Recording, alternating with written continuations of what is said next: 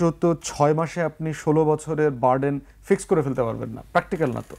ধরেন আপনার রিজার্ভ নাই, আপনি সাডেনলি টাকাগুলো কোথায় পাবেন, ডলার কোথায় পাবেন?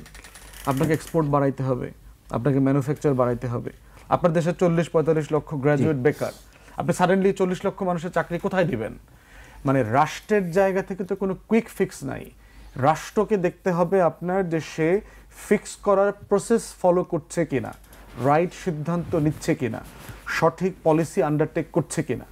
এই জায়গাগুলো যদি না করেন, যেমন ধর এক্সাম্পল দেই, আজকে কিছুক্ষণ আগে দেখলাম আপনার এপ্তেদায়ী যে মাদ্রাসা আছে, মানে মাদ্রাসার প্রাইমারি লেভেলের যে মাদ্রাসা, বেসরকারি প্রায় ৯,০০০-১০,০০০ মাদ্রাসা আছে যাদেরকে জাতীয়করণ করা হচ্ছে না, তাদেরকে নিবন্ধিত করা হয়েছে, সরকার তাদেরকে অপারেট করবার অনুমতি দিয়েছে। জি, একই টাইমে আপনি আওয়ামী লীগের সময় ২৬,০০০ প্রাইমারি স্কুলকে আপনি সরকারিকরণ করেছেন, জাতীয়করণ করেছেন, কিন্তু মাদ্রাসা করেন নাই।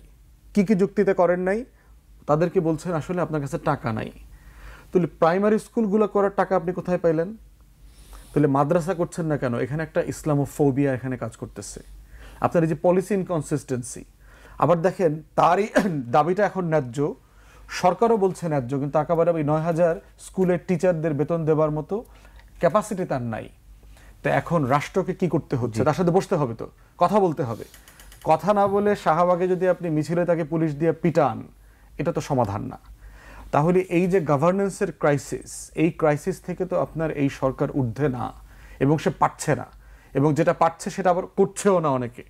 এবং দেখেন এই যে ভ্যাট চাপায়া দিল, সে তার খরচ কমাচ্ছে না, ৭,৫০০ কোটি টাকা মহার্ঘ ভাতা বাড়াচ্ছে, কিন্তু গরিব মানুষের উপরে ১০ টাকার বিস্কুট ১৩ টাকা, 10 টাকার চা ২৫ টাকা খাওয়াবে।